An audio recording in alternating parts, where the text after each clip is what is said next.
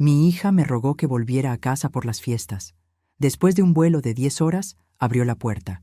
Sin saludo, sin abrazo. Solo dijo: «Te quedarás cuidando a los niños. Mañana nos vamos de viaje». Mi yerno se rió. «No se limpien los mocos en ella, niños». Todos rieron. Yo solo sonreí y dije una cosa, y fue ahí cuando perdieron el control. Pero déjenme contarles cómo llegué a ese momento, porque lo que pasó después de esas palabras cambió todo. 3 semanas antes, mi teléfono sonó a las 11 de la noche.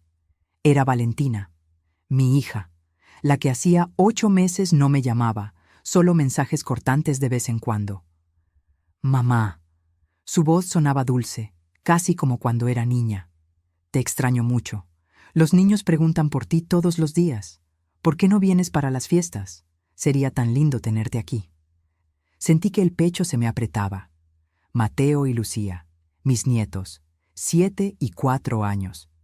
Los últimos meses me había conformado con videollamadas rápidas, donde apenas me veían antes de que Valentina dijera: «Ya es hora de cenar», y cortara. Quería creer que esta invitación era sincera. Quería creer que mi hija finalmente me extrañaba. «¿De verdad quieres que vaya?», pregunté, odiándome por sonar tan esperanzada. «Claro, mamá. La casa se siente vacía sin ti. Además, ya sabes cómo es diciembre. Necesito ayuda con los niños, con la cena de Nochebuena. Contigo todo es más fácil». Ahí estaba, esa palabra. Necesito. Debí notarlo entonces. Pero el corazón de madre es terco, y el mío ya estaba comprando el boleto de avión antes de que mi cabeza pudiera protestar.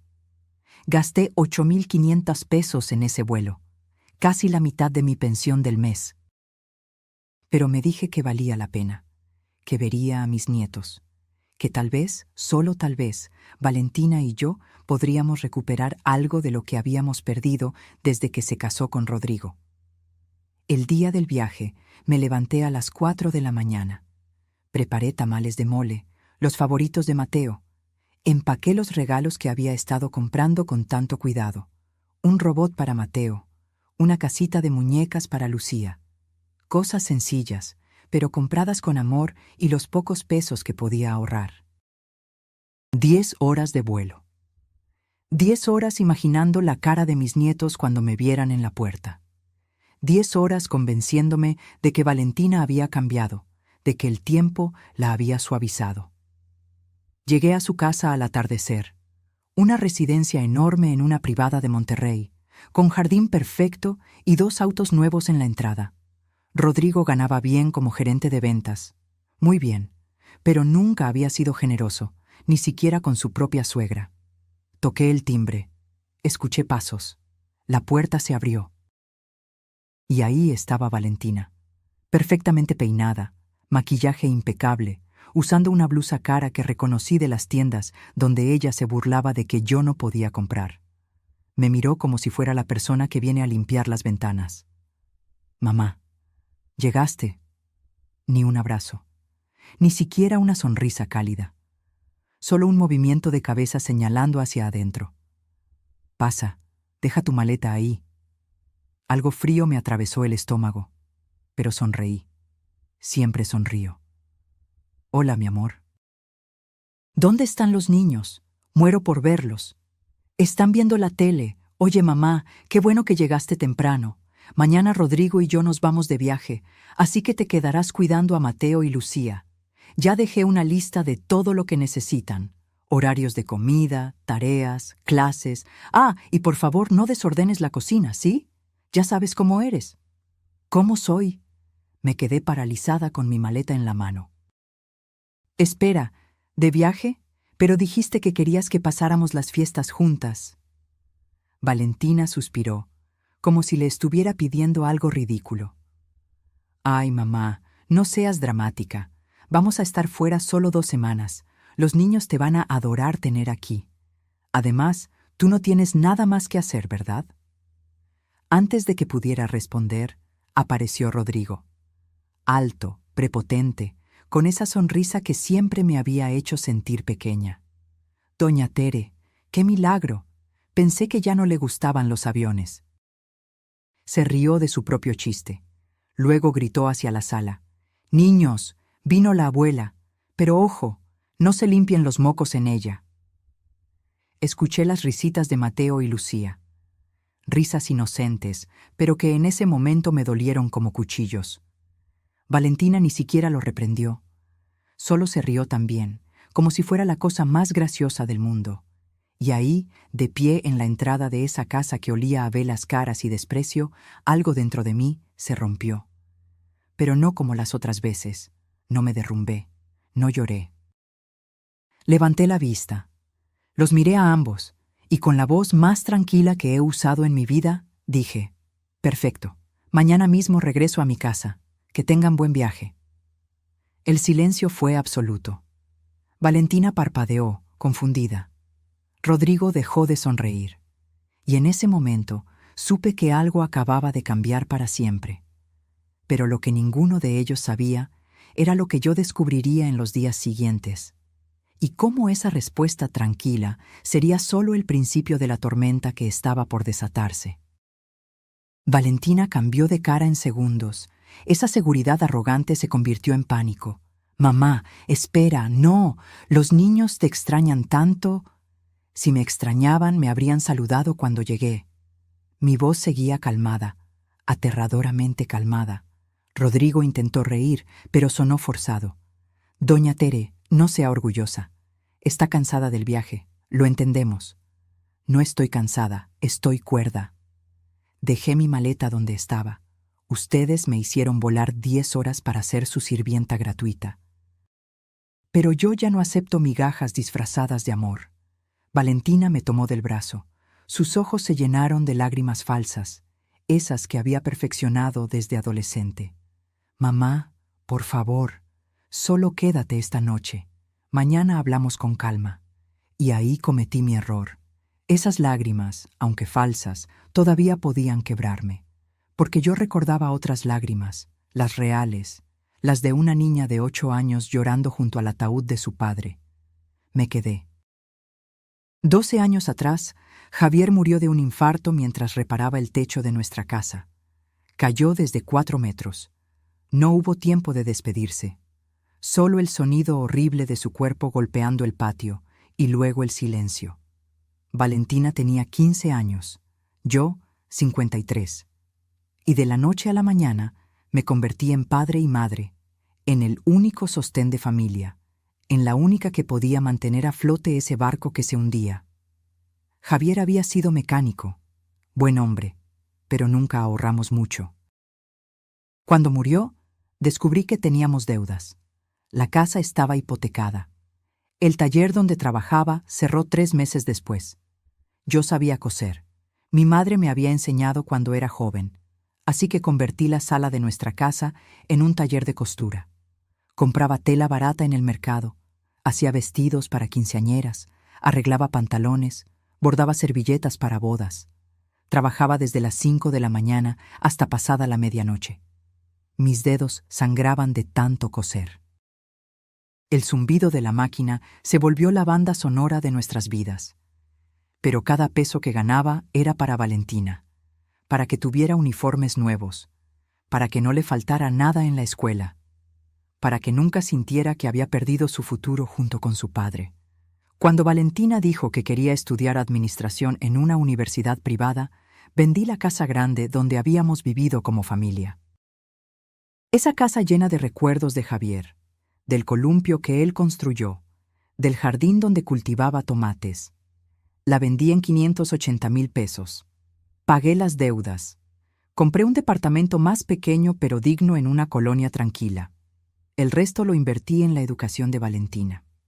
Me mudé a 2 cuartos con una cocina minúscula. Pero en las paredes colgué fotos de Valentina graduándose, sonriendo, logrando todo lo que yo nunca pude lograr. Y me sentí orgullosa. Valentina conoció a Rodrigo en la universidad. 3er semestre. Él era de una familia acomodada. Su padre tenía concesionarias de autos. Su madre organizaba eventos de caridad donde el plato más barato costaba lo que yo ganaba en un mes. La primera vez que Rodrigo vino a cenar a mi departamento, miró mi máquina de coser con desprecio apenas disimulado. «Qué pintoresco», dijo.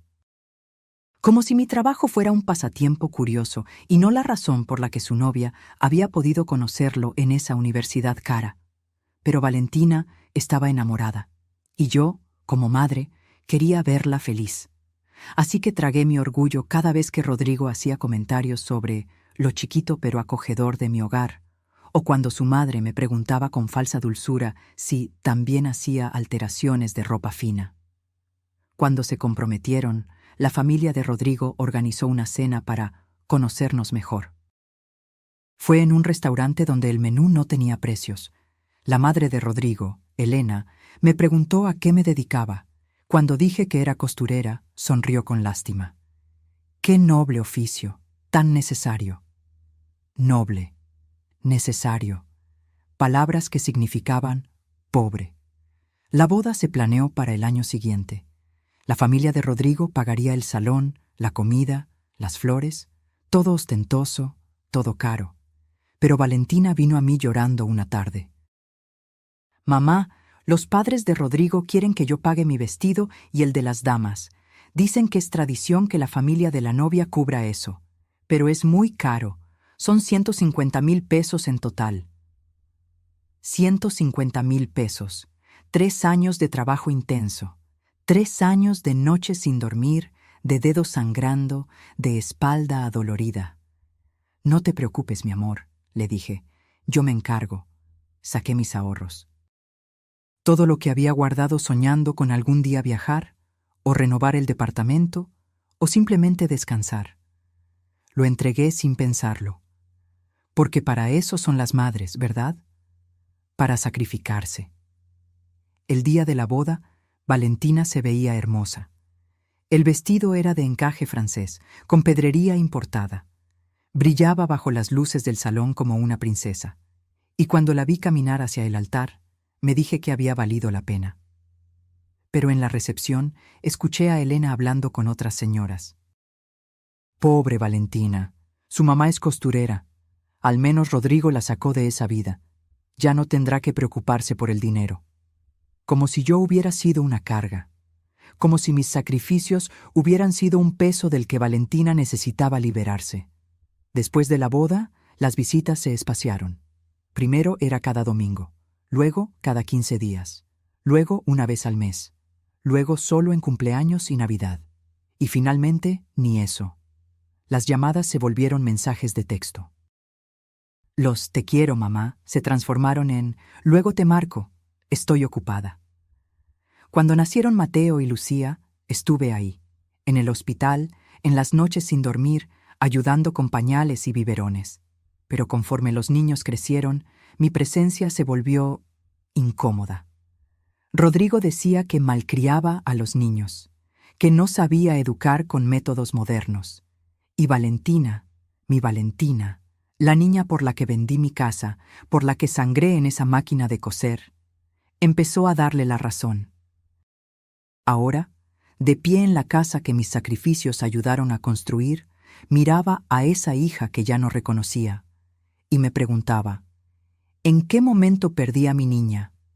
¿En qué momento se convirtió en esta mujer que me veía como un estorbo? Me quedé esa noche porque todavía tenía esperanza, porque las madres somos tontas así. Pero lo que descubriría en los días siguientes me enseñaría que a veces el amor tiene que aprender a decir que no, y que las peores traiciones vienen envueltas en lazos de sangre. A la mañana siguiente me desperté con el olor a café recién hecho. Por un segundo, medio dormida, pensé que todo había sido un malentendido, que bajaría y encontraría a Valentina preparando el desayuno, disculpándose, diciéndome que había estado estresada. Pero cuando bajé, encontré la cocina vacía. Sobre la barra había una nota adhesiva amarilla. «Mamá, salimos temprano al aeropuerto. No quisimos despertarte. La lista de instrucciones está en el refrigerador. Cualquier cosa, márcame, pero solo emergencias. Besos». Ni siquiera se despidieron. Abrí el refrigerador buscando leche para mi café. Y ahí, pegada con un imán en forma de aguacate, había una carpeta plástica. La saqué. Dentro había 5 hojas impresas. Instrucciones para el cuidado de la casa y los niños. 47 puntos numerados. Leí los primeros con incredulidad creciente. 1. Mateo desayuna exactamente a las 7:30 am. Avena con arándanos, no con pasas.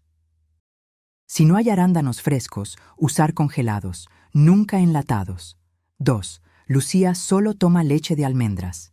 Está en el segundo estante. No le des la leche normal por error. 3. Limpieza de la sala, pasar la aspiradora diariamente. Los cojines deben estar acomodados en ángulo de 45 grados. 4. La ropa de Mateo se lava por separado de la de Lucía. Usar suavizante hipoalergénico, media tapa solamente. Seguí leyendo.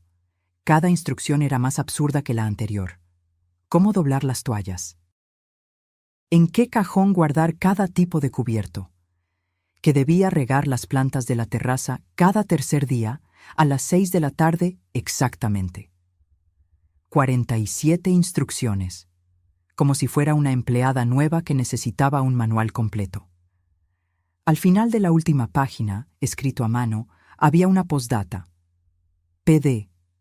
Por favor, no uses mis sartenes caros para freír. Hay unos viejos abajo del fregadero. Y no abras las botellas de vino de la alacena superior, son de colección. Gracias. Gracias. Como si me estuviera haciendo un favor al dejarme trabajar gratis en su casa. Busqué más información.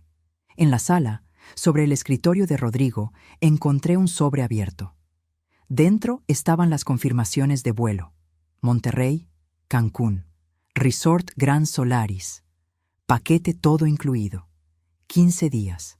15 días. No un fin de semana largo. No una semanita. 15 malditos días. Seguí revisando.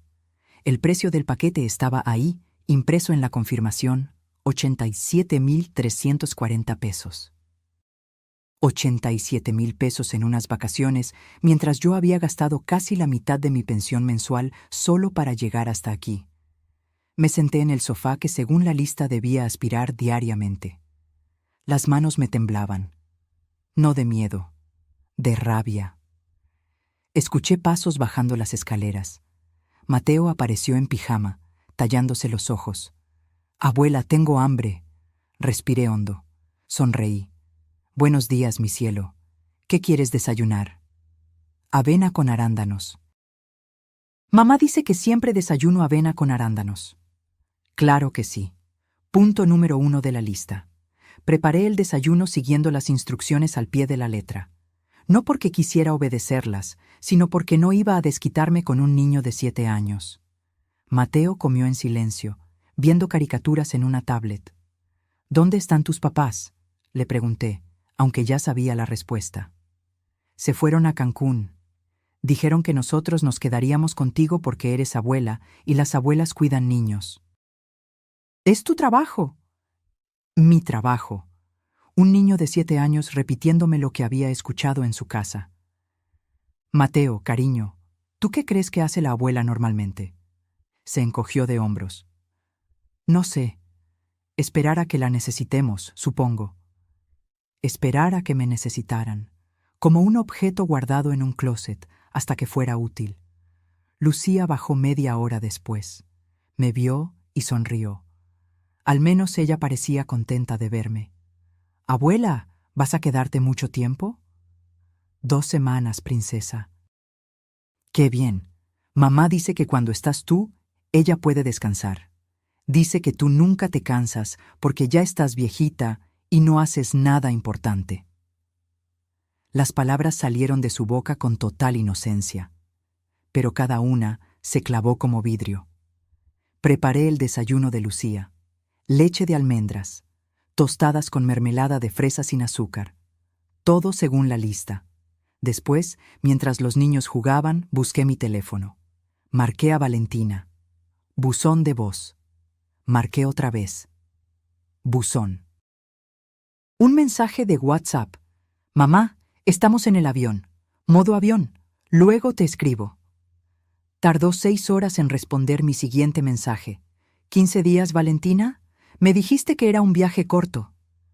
Ay, mamá, necesitábamos estas vacaciones. Rodrigo ha trabajado muchísimo. Además, tú no tienes nada que hacer en tu casa. Aprovecha el tiempo con tus nietos. Aprovechar. Como si estar aquí fuera un privilegio y no una trampa. Esa tarde, después de llevar a Mateo a su clase de natación, punto 23 de la lista, revisar la tarea de Lucía, punto 31, y preparar la cena balanceada y sin carbohidratos procesados, punto 18, me senté en el sillón prohibido de la sala. Miré alrededor. Todo en esa casa gritaba dinero. El tapete persa que costaba más que 3 meses de mi pensión. La televisión enorme. Los cuadros de arte abstracto que probablemente Rodrigo compró solo para presumir. Y en medio de todo ese lujo, yo, Teresa. 67 años, costurera jubilada, viuda, madre, sirvienta gratuita. Abrí mi cartera. Saqué la foto que siempre cargo. Javier y yo el día de nuestra boda, hace 42 años. Jóvenes, sonrientes, llenos de planes. Me pregunté qué pensaría él si me viera ahora. Si estaría orgulloso de cómo sacrifiqué todo por Valentina, o si me diría que me había perdido a mí misma en el camino. Esa noche, después de acostar a los niños, punto 44, leerles un cuento, apagar la luz a las 8:30 p.m. exactas, bajé a la cocina. Tenía hambre, pero el refrigerador estaba lleno de comida con etiquetas. Para la cena del miércoles, no tocar, queso importado, solo Rodrigo, postres orgánicos reservados. Reservados, como si yo fuera a robarles la comida. Al final encontré unas tortillas viejas y un poco de frijoles en un tupper sin etiquetar. Esa fue mi cena. Y mientras comía sola en esa cocina enorme y fría, me di cuenta de algo terrible. No me había sentido tan sola en 12 años. Ni siquiera cuando Javier murió. Porque entonces, al menos tenía a Valentina. Tenía un propósito. Pero ahora, ¿qué tenía ahora? Una hija que me usaba. Un yerno que me despreciaba. Nietos que repetían que yo estaba aquí porque era mi trabajo. Y 15 días de instrucciones por delante. Pero lo que yo no sabía entonces, lo que no podía imaginar mientras lavaba mi plato en silencio, era que al día siguiente todo se volvería aún peor. Porque a veces, cuando crees que has tocado fondo, la vida te enseña que siempre hay un sótano más profundo. Los primeros 5 días se arrastraron como años. Despertar a las 6 de la mañana, preparar desayunos específicos, llevar a Mateo a natación, a Lucía a ballet, limpiar, cocinar, revisar tareas. Lavar ropa separada por colores, temperaturas y niveles de delicadeza, según la dichosa lista. Cada noche caía en la cama del cuarto de visitas, porque ni siquiera me dieron la habitación de huéspedes principal. Esa estaba reservada para cuando vinieran los padres de Rodrigo, con la espalda destrozada y los pies hinchados. Pero lo peor no era el cansancio físico, era lo otro. Las pequeñas crueldades que se acumulaban como gotas de veneno. El tercer día, Lucía estaba dibujando en la mesa del comedor. Me acerqué a ver su dibujo. Una casa, un sol, 2 figuras grandes y 2 pequeñas. ¿Quiénes son?, pregunté señalando las figuras. Mamá, papá, Mateo y yo. ¿Y la abuela? Lucía me miró con esos ojos enormes color miel. Papá dice que las abuelas no cuentan en los dibujos de familia porque ustedes ya vivieron su vida. Dice que ya tuvieron su turno. Ya tuvimos nuestro turno. Como si a los 67 años yo fuera un mueble viejo esperando que me llevaran al basurero. Ah, fue todo lo que pude decir. Mateo era peor. No por maldad, sino porque repetía exactamente lo que escuchaba en esa casa. El cuarto día, mientras preparaba la comida, me preguntó: «Abuela, ¿es cierto que eres pobre?» Me quedé congelada con el cuchillo en la mano. «¿Quién te dijo eso?» «Papá. Le dijo a mamá que por eso viniste. Porque en tu casa no tienes nada mejor que hacer y aquí al menos comes bien». El cuchillo casi se me resbala. «Mateo, cariño, yo vine porque los quiero. Pero ¿Sí eres pobre? Papá dice que tú no tienes nada y que por eso mamá siempre tiene que preocuparse por ti. Dice que eres una carga. Una carga. Tu papá no entiende algunas cosas, logré decir. ¿Cómo qué? Como que el dinero no es lo único que hace valiosa a una persona. Mateo se encogió de hombros y volvió a su videojuego. Para él, era solo una conversación más. Para mí fue un puñal directo al pecho. Esa tarde, después de llevar a los niños a sus actividades, regresé a la casa vacía. Abrí el refrigerador buscando algo para mi comida. Todo, absolutamente todo, tenía etiquetas. Smoothies de Rodrigo, fórmula especial, no tocar. Salmón para la cena del viernes, congelado según instrucciones. Yogurt griego importado, solo adultos, adultos, como si yo no calificara. Al fondo, casi escondido, encontré medio paquete de jamón barato y un poco de queso que olía raro. Eso comí. Un sándwich triste hecho con lo que ellos consideraban desechos. Intenté llamar a Valentina, otra vez, por 15ª vez en 5 días. Buzón de voz. Le mandé un mensaje. Hija, necesito hablar contigo, es importante. 3 horas después. Mamá, estamos en el spa, luego te marco. Nunca marcó. Al día siguiente llegó un mensaje. Por cierto, ¿podrías regar las plantas de la terraza? Se me olvidó ponerlo en la lista. Gracias. Ni un ¿cómo estás? Ni un ¿los niños se portaron bien? Solo más instrucciones. El 5.º día, mientras barría la entrada, apareció la vecina de al lado. Doña Amparo, una señora de unos 70 años, pelo completamente blanco, con esos ojos que todo lo ven. Teresa, ¿verdad? Te vi llegar hace unos días. Sí, señora, mucho gusto. Me miró de arriba abajo. No con maldad, con lástima. Viniste a cuidar a los niños mientras ellos están de vacaciones. No era una pregunta, era una afirmación. Así es. Doña Amparo suspiró. Ay, mija, ¿otra vez? ¿Otra vez? La última vez trajeron a la mamá de Rodrigo.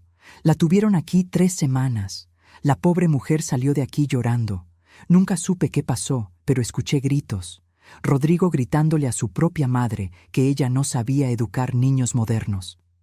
Sentí que algo se me revolvía en el estómago. ¿De verdad? Como te lo cuento. Y antes de eso, contrataron a una muchacha para cuidar a los niños.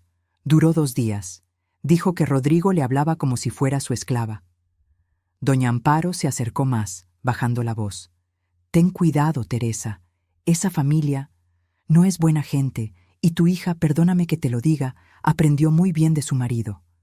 Me despedí de ella con un nudo en la garganta. Entré a la casa. Me senté en la escalera, ahí donde nadie pudiera verme, y ahí fue cuando lo vi.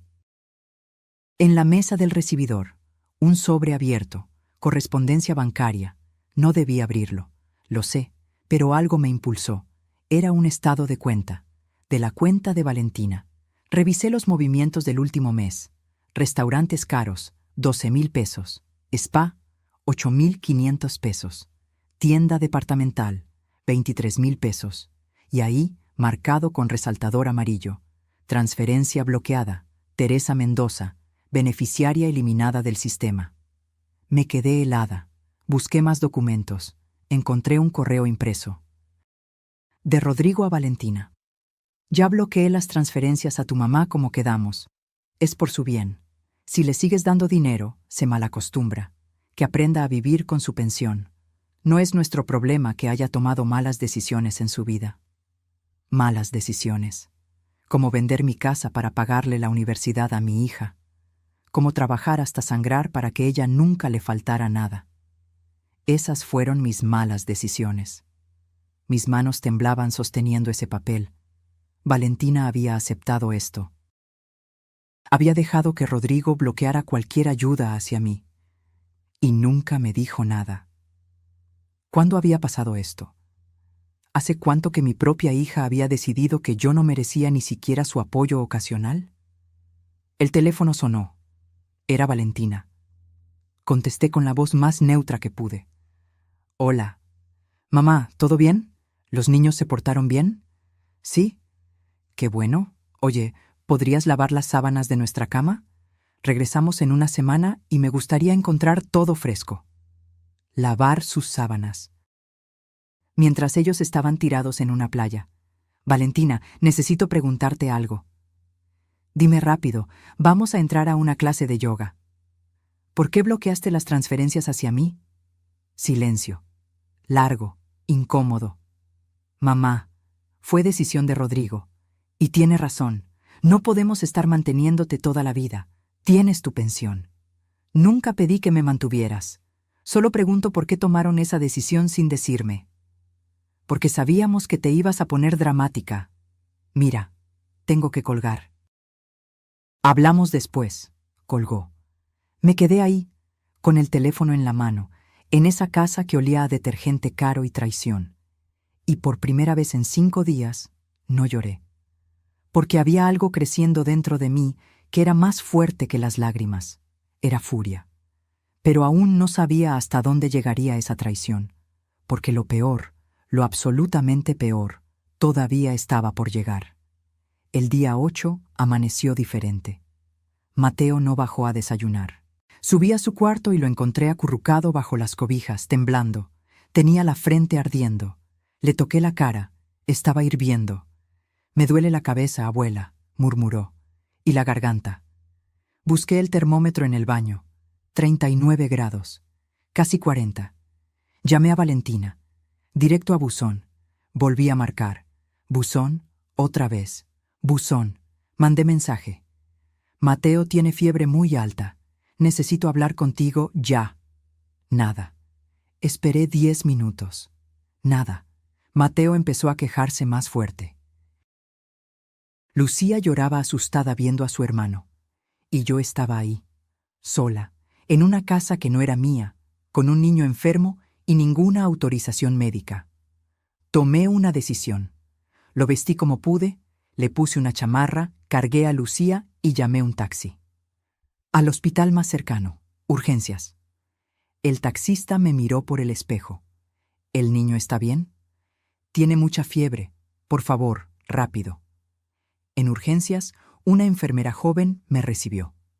¿Es su nieto? Sí. ¿Dónde están los padres? Tragué saliva. De viaje. Me miró con algo que no era exactamente desaprobación, pero casi.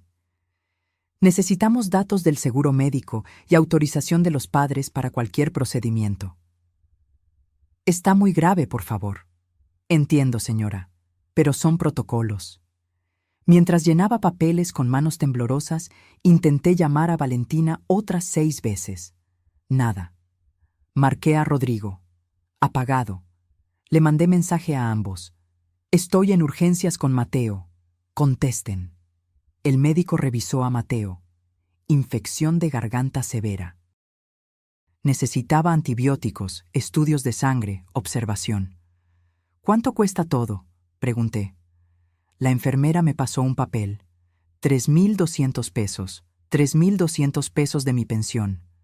Mi pensión que apenas alcanzaba para pagar mis servicios, mi comida, mis medicinas. Pero era mi nieto. Así que saqué mi tarjeta y pagué. 2 horas después, con Mateo ya medicado y Lucía dormida en mis brazos del cansancio, mi teléfono sonó. Rodrigo. ¿Qué pasó? Vi como 1000 llamadas perdidas. Mateo está enfermo. Estoy en el hospital. Los llamé durante horas. ¿Y para qué crees que te dejamos a cargo, Teresa? Justamente para que resuelvas estas cosas sin molestar. Estamos de vacaciones. Me quedé muda, literalmente sin palabras. ¿Teresa? ¿Sigues ahí? Rodrigo, tu hijo tenía casi 40 de fiebre. Tuve que traerlo a urgencias. Gasté más de 3.000 pesos de mi dinero porque ustedes no contestaban. Ay, doña Teresa, no exagere. Los niños se enferman. Es normal. ¿Quiere que volvamos corriendo cada vez que el niño tiene gripa? Para eso está usted ahí. Pero, mire, le depositamos después lo que gastó. No haga drama. Ahora le paso a Valentina. Escuché voces de fondo. Risas, música. Valentina tomó el teléfono. ¿Mamá? ¿Ya está mejor, Mateo? ¿Ya está mejor? Tiene infección severa, Valentina. Llevaba horas llamándote. Ay, mamá, teníamos los teléfonos en la alberca. No seas exagerada. Los niños se enferman, es parte de ser niño. Por eso te necesitábamos ahí. Parte de ser niño. Como si yo fuera dramática por preocuparme. Valentina, yo no tengo autorización médica. No puedo tomar decisiones. Mamá, ya resolviste, ¿no? Entonces no hay problema. Mira, te deposito lo que gastaste y asunto arreglado. Ahora sí me tengo que ir. Vamos a cenar langosta. Te mando fotos. Colgó. Me quedé ahí sentada en la sala de espera, viendo a Mateo dormido con el suero conectado, y algo dentro de mí se quebró de una forma diferente. No era tristeza, era claridad, fría y dolorosa claridad. Regresamos a casa cerca de las 9 de la noche. Acosté a Mateo, le di su medicina, me aseguré de que Lucía cenara algo. Después, cuando ambos estaban dormidos, bajé. La casa estaba en silencio, un silencio pesado, casi acusador. Necesitaba algo, un vaso de agua, algo dulce, lo que fuera para quitarme el sabor amargo de la boca. Entré a la recámara principal buscando un antiácido que sabía que Rodrigo guardaba. Abrí el cajón de su buró. Y ahí estaba, un sobre manila, grueso. No sé por qué lo abrí, quizás porque ya no confiaba en nada, quizás porque algo en mi instinto me gritaba que mirara. Dentro había documentos, muchos documentos. El primero era una escritura, de mi departamento, con un sello de «En trámite de venta». Las manos empezaron a temblarme. Seguí revisando.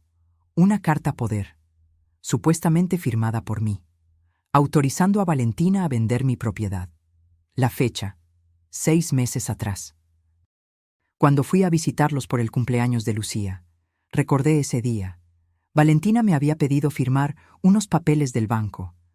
Me dijo que era para actualizar los datos de beneficiarios en caso de emergencia. Yo firmé sin revisar, porque confiaba en mi hija. Pero esto no era una actualización de beneficiarios. Esto era una autorización para venderme mi única propiedad. Seguí leyendo, con el corazón latiéndome en los oídos. Un plan de negocios. Inversión inmobiliaria Arribí. Rodrigo y Valentina planeaban vender mi departamento por 620,000 pesos. Usar ese dinero para invertir en un local comercial que generará ingresos pasivos. Ingresos pasivos con mi casa. Había notas al margen, con la letra de Valentina. Hablar con mamá después de la venta. Decirle que es mejor para ella vivir en un asilo, más seguro a su edad. Un asilo. Mi visión se nubló. Tuve que sentarme en la cama de ellos porque las piernas no me sostenían. Pero había más. Claro que había más. Un iPad sobre la mesita de noche.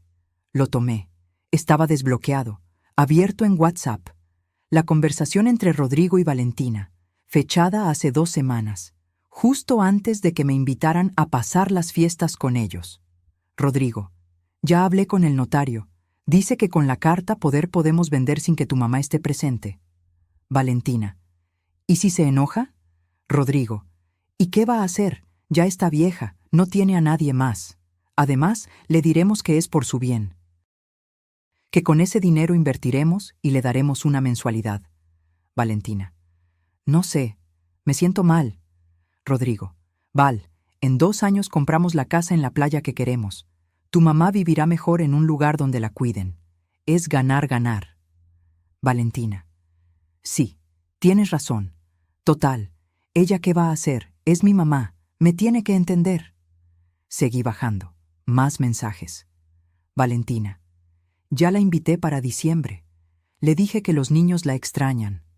Rodrigo, perfecto.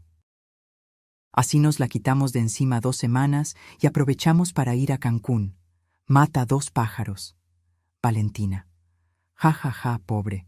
Pero sí, necesitamos el descanso. Está viejita, no creo que se canse mucho. Rodrigo, es abuela, para eso sirven las abuelas. El iPad se me resbaló de las manos. Me quedé ahí, sentada en la cama donde dormían mis traidores, rodeada de sus almohadas caras y sus sábanas de algodón egipcio compradas con quién sabe cuántas mentiras más. Y algo dentro de mí murió. Pero al mismo tiempo, algo más nació, porque cuando tocas el fondo absoluto, cuando ya no hay nada más que perder, es cuando finalmente te das permiso de ser implacable. Recogí el iPad, fotografié cada mensaje con mi teléfono, fotografié los documentos, todo. Y entonces, a las 11 de la noche, con mis nietos dormidos arriba y mi corazón convertido en piedra, hice una llamada. Leticia, soy Teresa, necesito tu ayuda, y necesito que sea esta misma noche. Porque había llegado la hora de que esta abuela viejita les enseñara algo que habían olvidado. Que las mujeres que sobrevivimos, viudeces, pobreza y traiciones, somos cualquier cosa menos débiles. Leticia llegó a la medianoche, mi comadre de toda la vida. La conocí cuando nuestros hijos iban en la misma primaria. Ella era abogada, ahora jubilada, pero con más conocimientos legales en el dedo meñique que la mayoría de los abogados activos. Abrí la puerta y no tuve que decir nada. Mi cara lo decía todo. ¿Qué hicieron?, preguntó directamente. Le mostré todo, los documentos, la carta poder, los mensajes, el plan para venderme mi departamento y meterme en un asilo. Leticia leyó en silencio. Con cada página que pasaba, su mandíbula se apretaba más. Cuando terminó, dejó los papeles sobre la mesa con cuidado deliberado. El tipo de cuidado que usa la gente cuando está conteniendo una explosión. Teresa, esto es intento de fraude. Podrías meter a tu hija a la cárcel. No quiero meterla a la cárcel, solo quiero... ¿Qué quieres? Me quedé callada. ¿Qué quería? Venganza, justicia, que mi hija volviera a ser la niña que lloraba en mis brazos cuando su papá murió. Quiero que entiendan que no soy un estorbo desechable. Leticia asintió. Entonces vamos a darles una lección, pero necesito que me dejes trabajar. ¿Confías en mí? Con mi vida. Leticia sacó su laptop de la bolsa que traía. Primero lo primero. Esta carta poder es ilegal. ¿Cómo? Mira la fecha. Según esto, la firmaste hace 6 meses, pero una carta poder para venta de bienes raíces requiere 2 testigos certificados y debe hacerse ante notario con identificaciones vigentes. ¿Firmaste ante notario? Negué con la cabeza. Firmé en esta casa. Valentina me dijo que era un trámite simple del banco. Exacto. Esto no tiene validez legal. Es papel mojado. Leticia siguió revisando. Además, veo que el notario que supuestamente validó el documento es Ernesto Fuentes. Lo conozco. Es un corrupto que vende firmas por dinero, pero cometió un error. Usó un sello que fue revocado hace 3 meses por irregularidades. Sentí que podía respirar por primera vez en horas. ¿Entonces no pueden vender mi departamento? No solo no pueden. Si intentan proceder con esta carta poder fraudulenta, enfrentan cargos criminales. Leticia me miró seria. Pero Teresa, necesitamos actuar rápido y en silencio, porque aunque esto es ilegal, pueden causar mucho daño mientras tanto. ¿Cuándo regresan? En 7 días. Perfecto. Tenemos tiempo. Empezó a escribir en su laptop. Voy a contactar mañana a primera hora al notario Fuentes. Voy a presionarlo para que firme una declaración admitiendo que Rodrigo lo sobornó. Si se niega, tengo pruebas de sus otras irregularidades que puedo entregar al colegio de notarios. Va a cooperar. ¿Y después?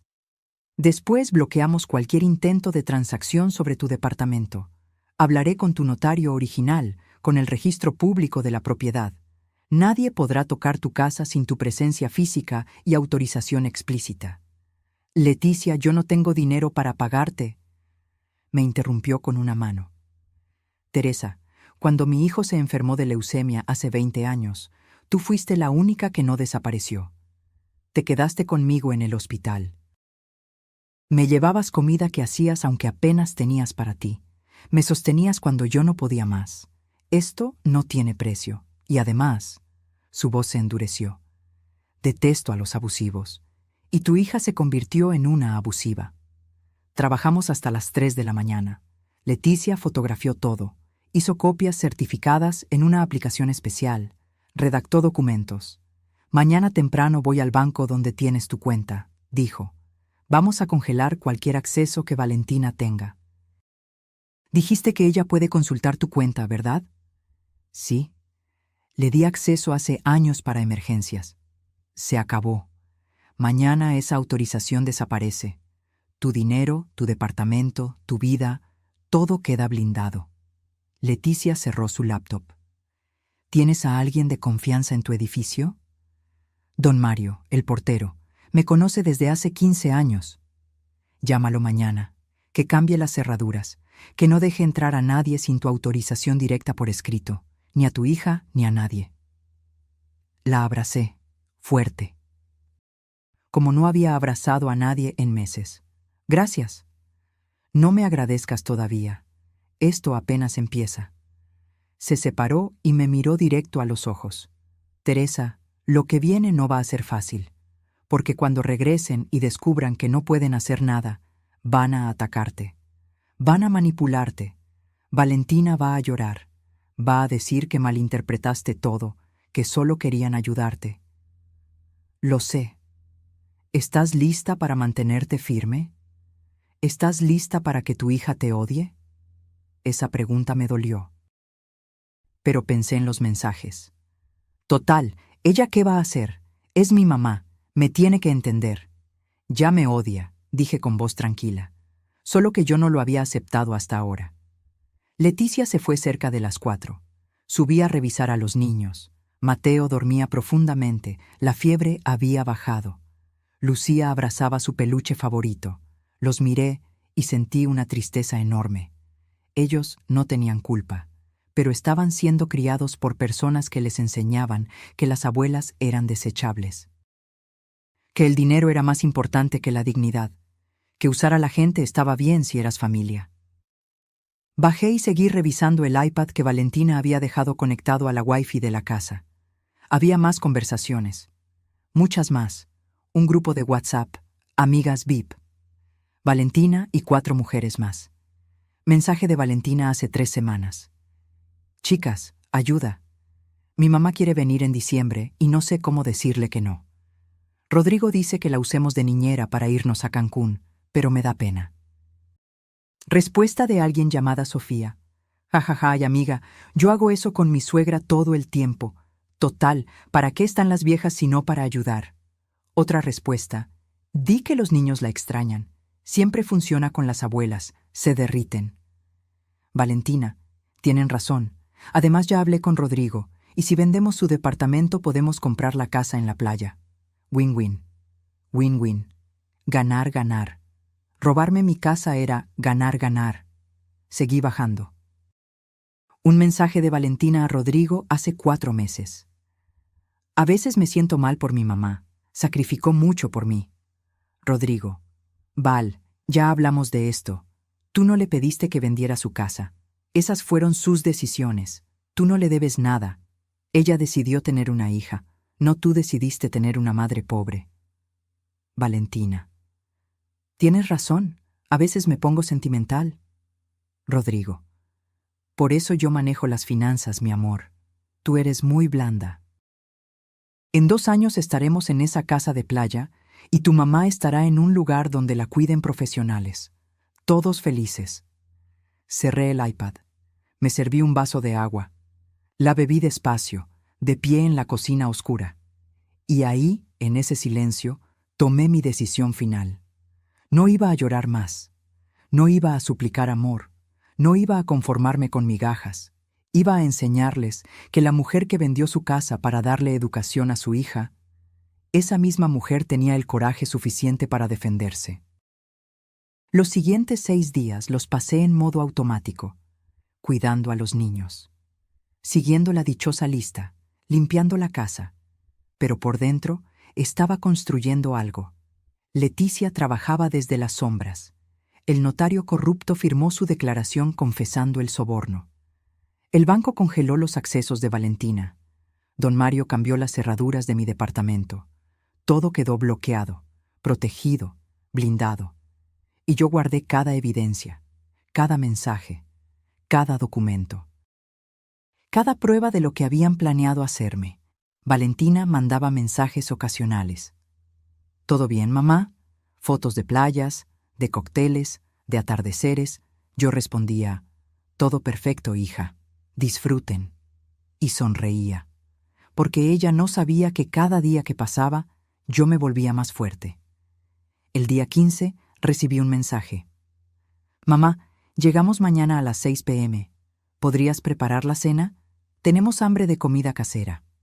Respondí, claro, hija, los espero. Esa noche, Leticia vino una última vez. ¿Lista?, preguntó. Lista. Me dio un sobre. Aquí está todo. La declaración del notario, los bloqueos legales, las copias certificadas, una carta de mi bufete advirtiendo que procederemos legalmente si no firman la renuncia de derechos sobre tu propiedad. ¿Y si se niegan? Entonces esto va a los tribunales, y te aseguro que van a perder. Pero no creo que se nieguen. Rodrigo es abusivo, no estúpido. Sabe que el fraude inmobiliario se paga con cárcel. Abracé a Leticia una vez más. Pase lo que pase mañana. Gracias. Dales una lección que nunca olviden, dijo antes de irse. Al día siguiente preparé la cena que pidieron. Chile relleno, arroz, frijoles refritos, la comida favorita de Valentina desde niña. Puse la mesa, acomodé los platos, y en el centro coloqué el sobre Manila. A las 6 en punto escuché el auto entrar al garaje. Respiré hondo. La puerta se abrió, y comenzó el final. Entraron como conquistadores regresando de la guerra. Bronceados, relajados, cargando bolsas de souvenirs y esa actitud de quien acaba de gastar miles de pesos sin remordimiento. Valentina ni siquiera me miró cuando pasó. Hola, mamá. Qué rico huele. Se fue directo al sofá. Se dejó caer dramáticamente. Estoy agotada. Viajar cansa muchísimo. Rodrigo soltó las maletas en medio de la sala, como si yo fuera la empleada que las subiría después. Doña Tere, se ve cansada. Supongo que ya está lista para volver a su casa, ¿no? Mateo y Lucía corrieron a abrazar a sus padres. Ni siquiera voltearon a despedirse de mí, como si los últimos 15 días hubieran sido un paréntesis sin importancia. Sí, dije con calma. Estoy lista, pero antes necesitamos hablar de algo importante. Valentina suspiró sin abrir los ojos. Mamá, acabamos de llegar. ¿Puede esperar? No, no puede esperar. Rodrigo me miró con esa sonrisa condescendiente que tanto odiaba. ¿De qué, suegra? ¿Quiere que le paguemos el Uber de regreso? Ambos rieron. Caminé hacia la mesa del comedor. Tomé el sobre Manila, volteé a verlos. Quiero hablar de esta carta poder que forjaron y de cómo planeaban venderme mi departamento para comprar su casa en la playa. El silencio fue tan abrupto que se podía cortar con cuchillo. Valentina abrió los ojos de golpe. El color se le fue del rostro. Mamá, yo puedo explicar. ¿Explicar qué? ¿Cómo tu esposo sobornó a un notario? ¿Cómo planeaban meterme en un asilo? ¿O cómo me usaron de niñera gratis mientras gastaban 87,000 pesos en Cancún? Rodrigo se puso de pie. Su cara pasó de la sorpresa al enojo en segundos. ¿Cómo te atreves a revisar nuestras cosas? ¿Cómo te atreves tú a planear robarme? No es robo, es tu hija. Tiene derecho.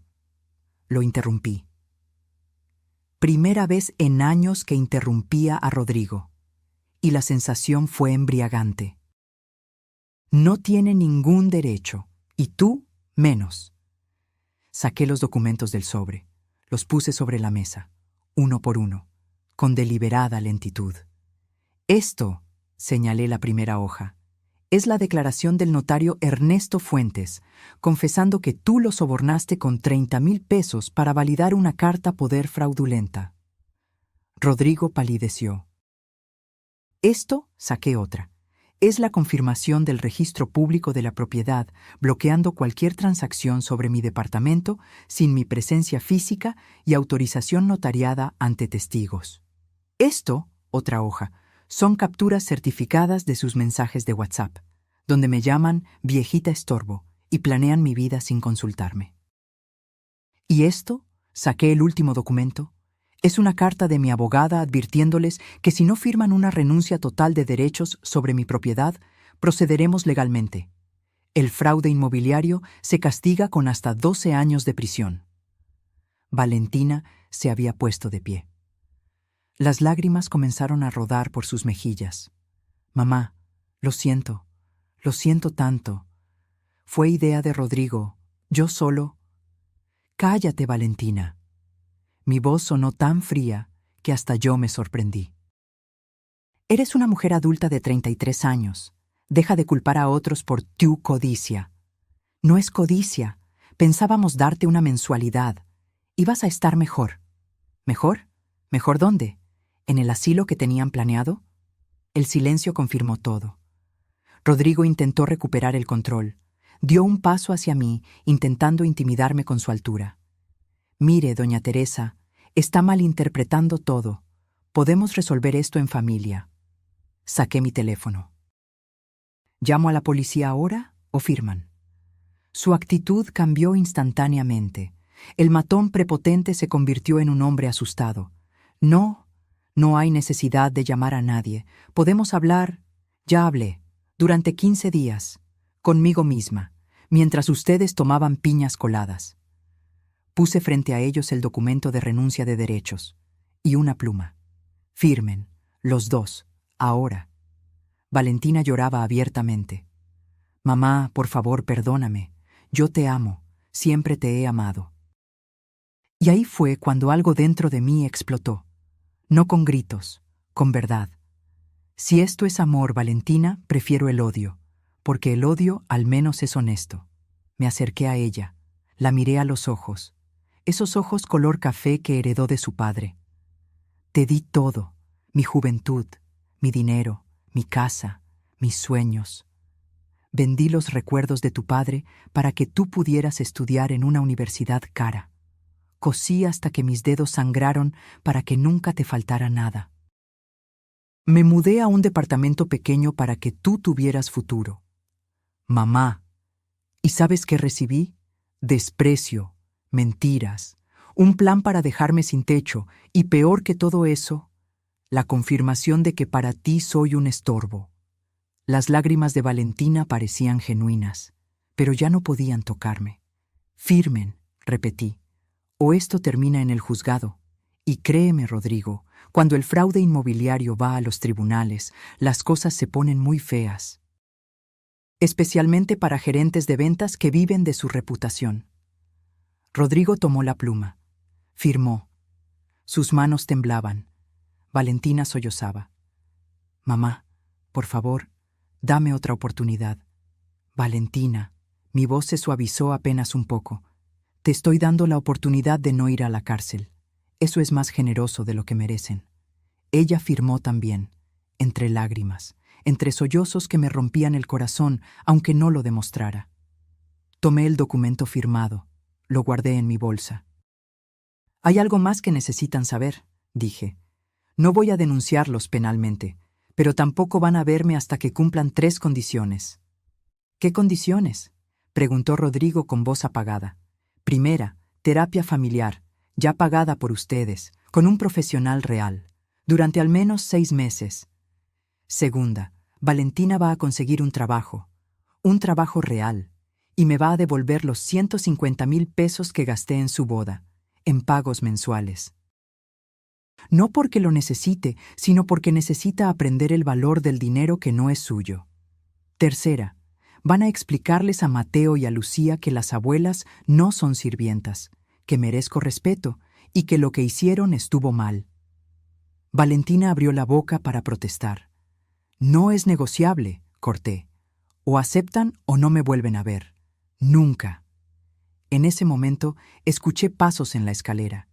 Mateo y Lucía estaban ahí, sentados en los escalones, escuchando todo. Mateo tenía lágrimas en los ojos. ¿De verdad iban a vender la casa de la abuela? Valentina no supo qué responder.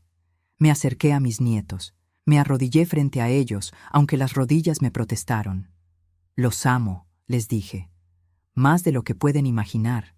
Pero la abuela necesita que la respeten. ¿Entienden? Lucía me abrazó, fuerte. Lo siento, abuela. No quería que te fueras.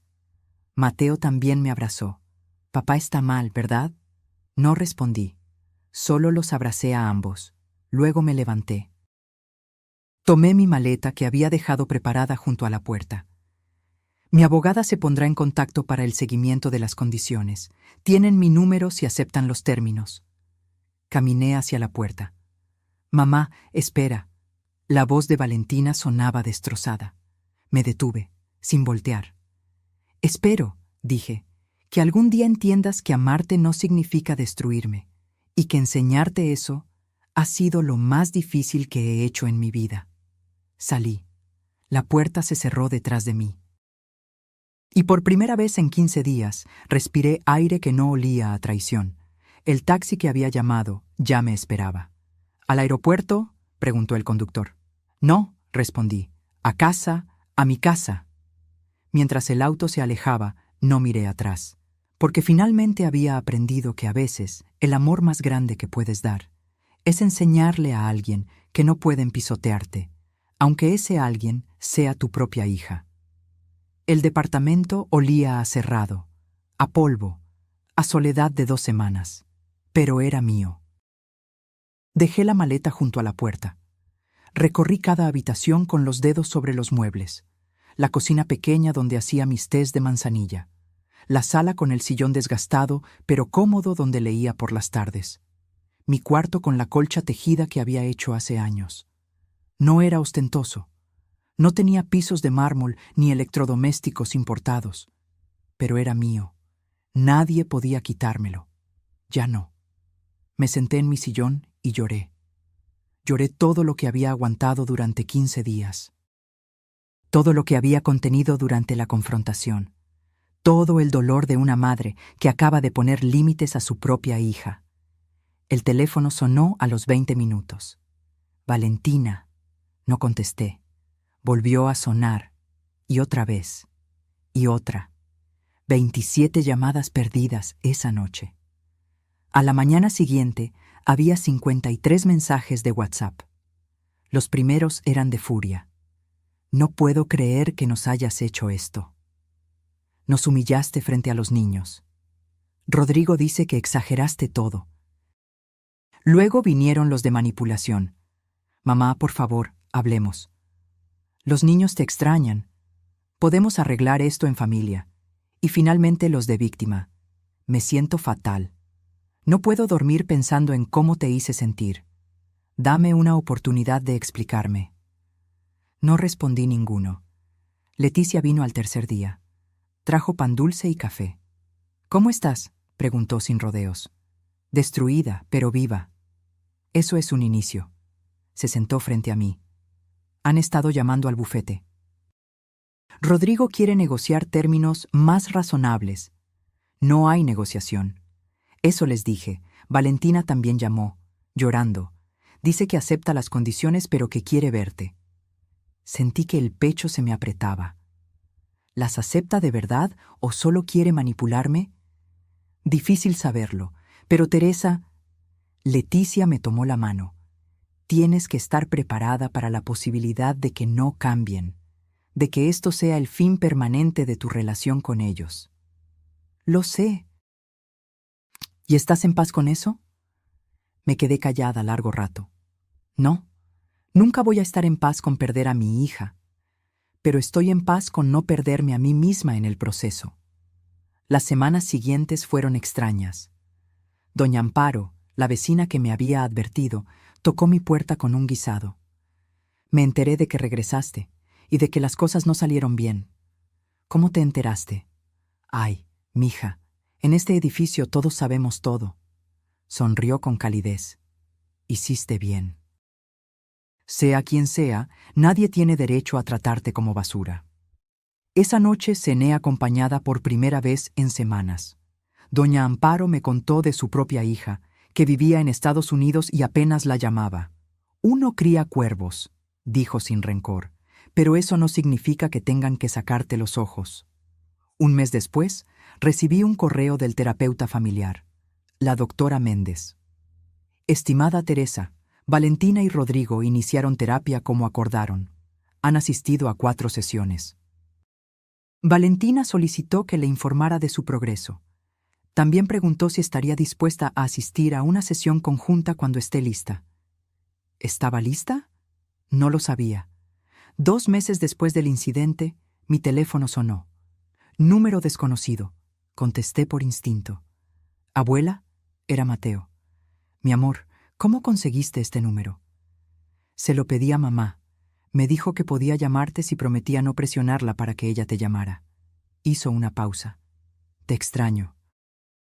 Las lágrimas comenzaron a rodar antes de que pudiera detenerlas.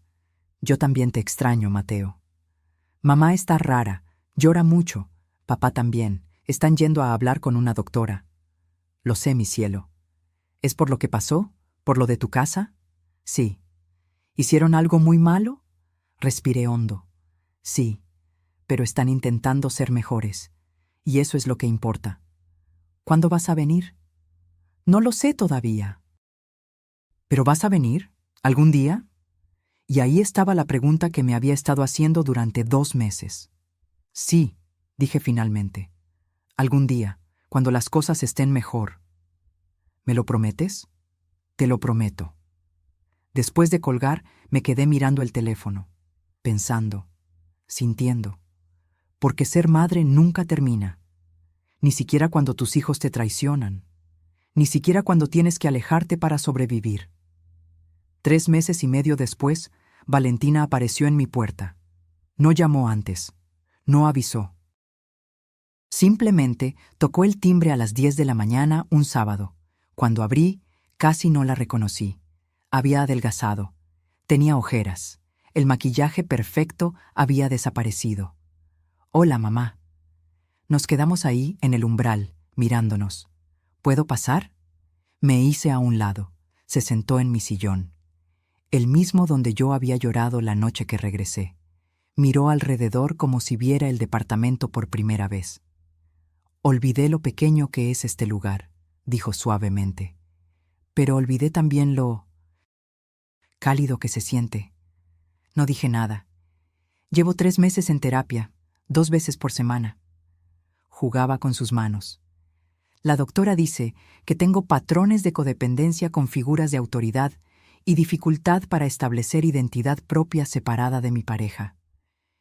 ¿Y tú qué dices? Levantó la vista. Sus ojos estaban rojos. Digo que tengo una madre a la que traicioné de la peor forma posible. Y que no sé si algún día podré perdonarme. ¿Viniste buscando que yo te perdone? No. Vine a decirte que lo siento, de verdad, no porque quiera algo de ti, sino porque mereces escucharlo. Se limpió las lágrimas. Dejé que Rodrigo me convenciera de que tú eras una carga.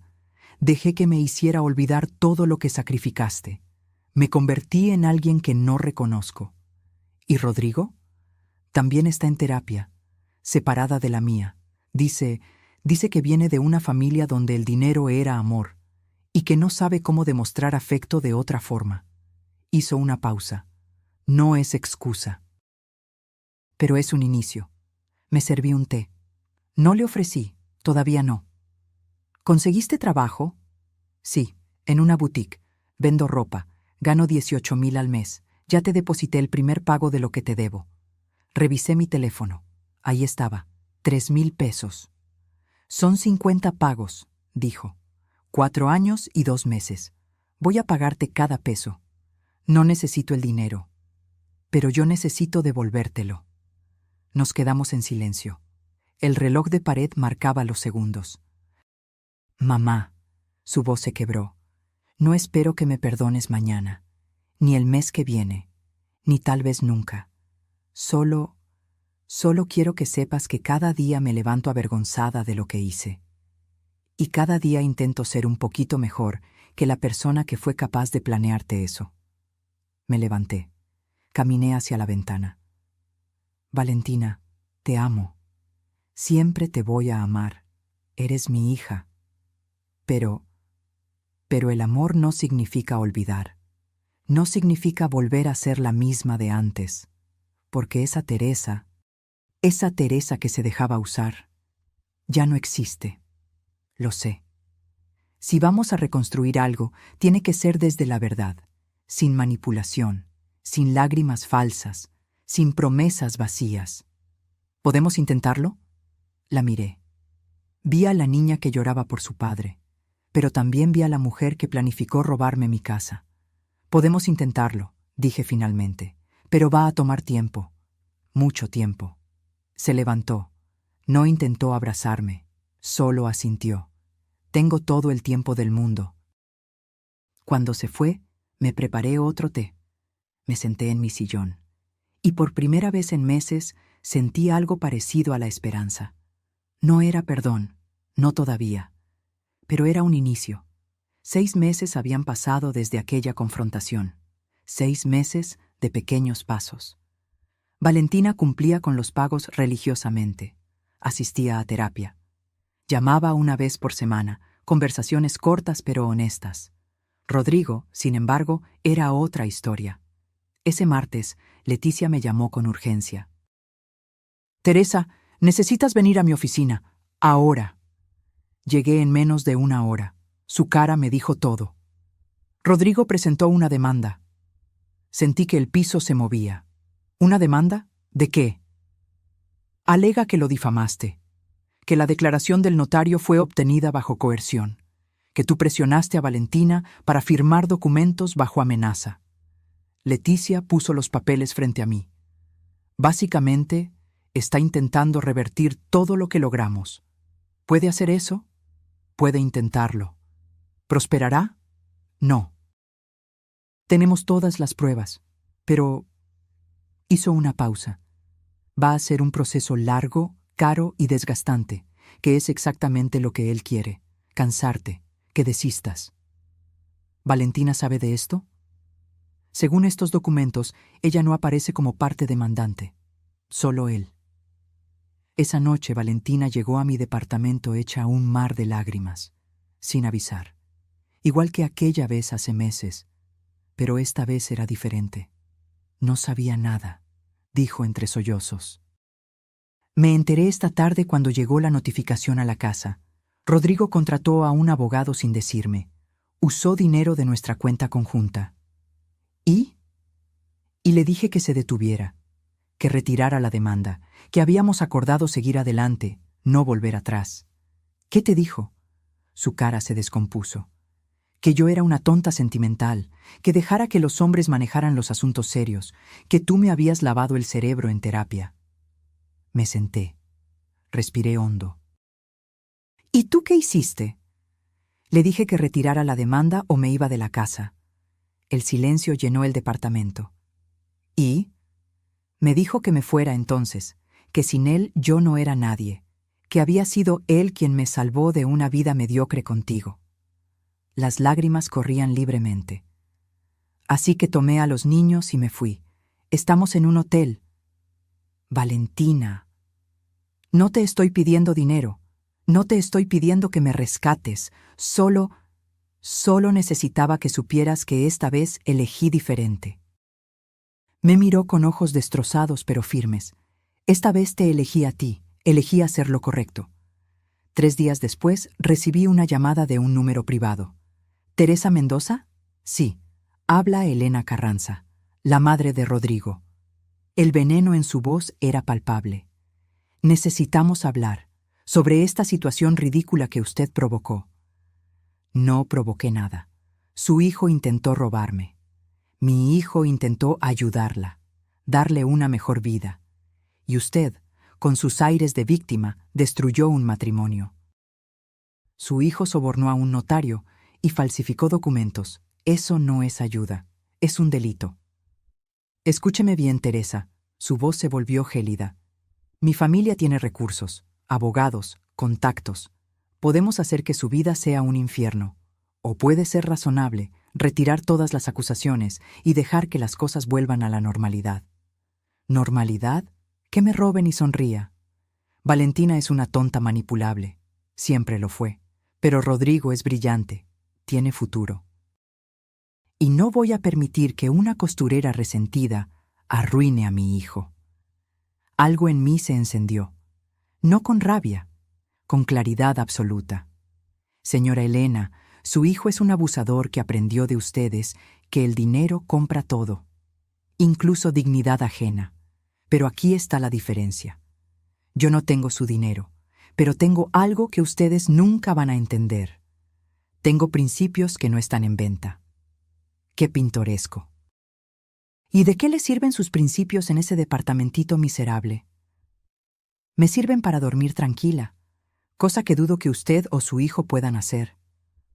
Colgué.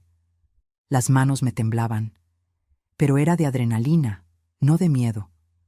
Una semana después, el abogado de Rodrigo contactó a Leticia con una propuesta. Retiran todo si la señora Teresa firma un acuerdo de confidencialidad y acepta 50,000 pesos como compensación por malentendidos. Leticia me miró. ¿Qué quieres hacer? ¿Qué pasa si no acepto? La demanda sigue, podría durar años. Al final ganaremos, tengo cero duda, pero será agotador. ¿Y si acepto? Rodrigo queda limpio. Puede decir que todo fue un malentendido, que eres tú la conflictiva, y tienes 50,000 pesos menos. O sea que compra su reputación. Exacto. Me levanté. Caminé hacia la ventana de la oficina de Leticia. Veía la ciudad extenderse abajo, miles de vidas, millones de historias. No, dije finalmente. ¿Estás segura? Completamente. Rodrigo necesita aprender que hay consecuencias, que no todo se arregla con dinero. Y si tengo que ir a juicio para enseñarle esa lección, que así sea. Leticia sonrió. Esa es mi comadre. 2 semanas después, Rodrigo se presentó en mi edificio. Don Mario, el portero, me llamó. Doña Tere, aquí está el yerno. Dice que necesita hablar con usted. Dile que no estoy. Ya le dije. Dice que no se va hasta que baje. Bajé, no por él, sino porque no iba a permitir que armara un escándalo en mi edificio. Estaba en el lobby, despeinado, ojeras profundas. Ya no era el hombre arrogante de hace meses. ¿Qué quieres? Hablar. 5 minutos. Tienes 3. Retiro la demanda. Todo, sin condiciones. ¿Por qué? Se pasó las manos por la cara.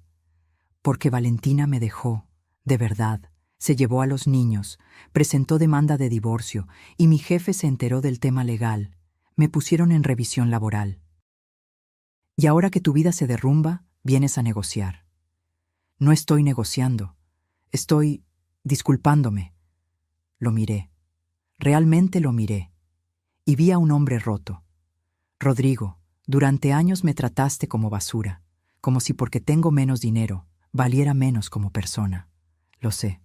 Planeaste robarme mi casa, manipulaste a mi hija, les enseñaste a mis nietos que yo era desechable. Lo sé.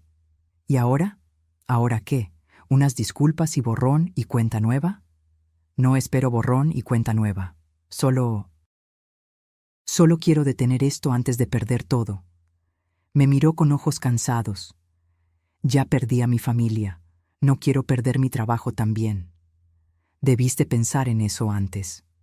Tiene razón, tiene toda la razón. Me di la vuelta para irme. Teresa, su voz me detuvo. Usted tenía razón en todo. Y yo fui un cobarde que creyó que el dinero era poder. Pero el verdadero poder es el que usted tiene, el de mantenerse firme cuando todo se cae. No respondí. Solo subí a mi departamento. Al día siguiente, Leticia recibió el retiro oficial de la demanda. Sin condiciones, sin dinero de por medio.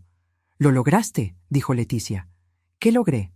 Que un abusador aprendiera que no puede salirse con la suya. Pero yo no sentía victoria. Sentía cansancio. Sentía tristeza por Valentina, por los niños, por todo lo que se había roto. ¿Sabes qué aprendí, Leticia? ¿Qué? que defender tu dignidad no siempre se siente bien, pero es necesario, aunque duela. Esa noche Valentina me llamó. Rodrigo me contó que habló contigo. Sí, ¿estás bien? Y ahí estaba, mi hija preguntándome si yo estaba bien, después de meses, después de todo. Sí, mi amor, estoy bien. Gracias, mamá, por no rendirte, por enseñarme que el amor propio no es egoísmo. Colgamos. Y me permití llorar, porque a veces ganar se siente como perder. Pero era necesario. 6 meses más tarde, mi vida había encontrado un ritmo que nunca imaginé. Valentina había firmado el divorcio. Se mudó a un departamento pequeño con los niños. Trabajaba a tiempo completo y estudiaba contabilidad por las noches. Los pagos llegaban puntualmente cada mes. Ya llevaba 9. Rodrigo se había ido a Guadalajara, transferido por su empresa después del escándalo. Según Valentina, estaba en terapia también. Mandaba la pensión de los niños. Nada más. Y yo estaba reconstruyéndome. Había retomado la costura, no por necesidad, sino por placer. Doña Amparo me recomendó con sus amigas y ahora tenía una pequeña clientela que me pedía arreglos, bordados especiales. Nada estresante, solo lo suficiente para mantenerme ocupada. Ese sábado, Valentina tocó mi puerta. Pero esta vez no venía sola. Mateo y Lucía corrieron a abrazarme. Abuela.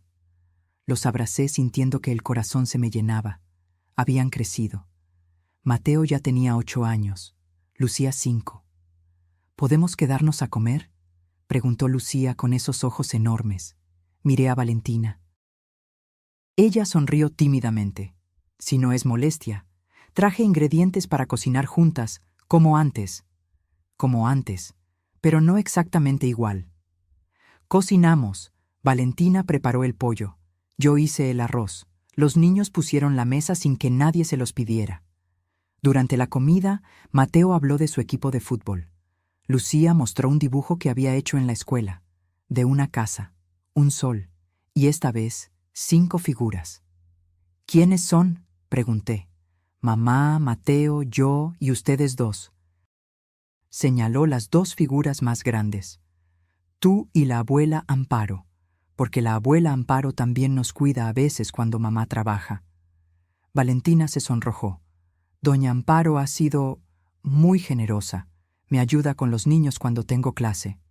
Se ayudan mutuamente, corregí. Así es como debería funcionar, sin abusar, sin dar por sentado. Después de comer, mientras los niños veían una película, Valentina y yo lavamos los platos. ¿Cómo va todo?, pregunté. Difícil, cansado. A veces no sé cómo voy a pagar todo. Enjuagó un plato. Pero también liberador. Por primera vez en años, tomo mis propias decisiones, cometo mis propios errores, y cuando logro algo, es realmente mío. Estoy orgullosa de ti. Se le llenaron los ojos de lágrimas. ¿De verdad? De verdad. Secó un vaso en silencio.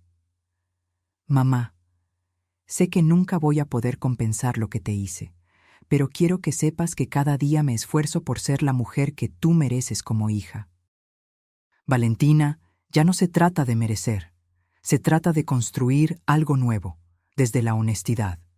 ¿Crees que algún día podamos ser realmente familia otra vez? La miré. Vi a la niña que lloraba por su padre. Vi a la mujer que me traicionó, pero también vi a la madre trabajadora que estaba aprendiendo, a la estudiante que se desvelaba para salir adelante, a la hija que estaba intentando, genuinamente, cambiar. Ya somos familia, Valentina, pero una familia diferente. Una donde nos respetamos, donde hay límites, donde el amor no significa sacrificarse hasta desaparecer. Esa noche, después de que se fueron, me senté en mi sillón, el mismo donde había llorado hace un año, el mismo donde había tomado la decisión de defenderme. Mi teléfono sonó. Un mensaje de Valentina. Gracias por hoy. Los niños no paraban de hablar de lo rico que estaba todo. Y yo Yo no paraba de pensar en lo afortunada que soy de que no me hayas dado la espalda para siempre. Te amo, mamá, respondí. Yo también te amo, hija, siempre. Y era verdad, a pesar de todo, a pesar del dolor, a pesar de la traición, porque ser madre no se apaga, pero ahora sabía que ser madre no significaba ser tapete. Me levanté, caminé hacia la ventana, miré la ciudad iluminándose con la noche, y recordé aquella frase que había dicho hace un año, cuando abrí la puerta de la casa de Valentina después de 10 horas de vuelo. Perfecto, mañana mismo regreso a mi casa. Que tengan buen viaje. Esas palabras habían detenido todo, habían cambiado todo, porque por primera vez en mi vida había elegido no quedarme callada, y esa decisión, aunque dolorosa, me había salvado. Me había devuelto a mí misma. Ahora, un año después, seguía en mi departamento pequeño, seguía siendo costurera, seguía teniendo una pensión modesta, pero tenía algo más valioso: dignidad. Y eso nadie me lo podía quitar. Porque aprendí que a veces el acto de amor más grande que puedes hacer es enseñarle a alguien que no puede pisotearte, aunque ese alguien sea tu propia sangre, y que decir no, poner límites, defender tu espacio, no es egoísmo, es supervivencia, es amor propio, es recordar que tú también importas. Cerré las cortinas, apagué las luces, y esa noche dormí tranquila, porque finalmente, después de 67 años, había aprendido la lección más importante: que amar a otros está bien. Pero olvidarte de ti misma en el proceso, eso nunca, nunca está bien. ¿Y tú? ¿Alguna vez has tenido que poner límites con alguien que amas? ¿Has sentido que te usaban pero no sabías cómo decir que no? Déjame tu respuesta en los comentarios. Y cuéntame desde dónde me estás viendo o escuchando esta historia. Tu experiencia puede ayudar a alguien más que está pasando por lo mismo. Si esta historia te tocó el corazón, si sentiste cada palabra como si fuera tuya, regálame un like. Y si crees que alguien más necesita escuchar este mensaje, compártela. Porque a veces las historias de otras nos dan el valor que necesitamos para escribir la nuestra. Nos vemos en la próxima historia. Y recuerda, tu dignidad no está en venta. Nunca lo estuvo.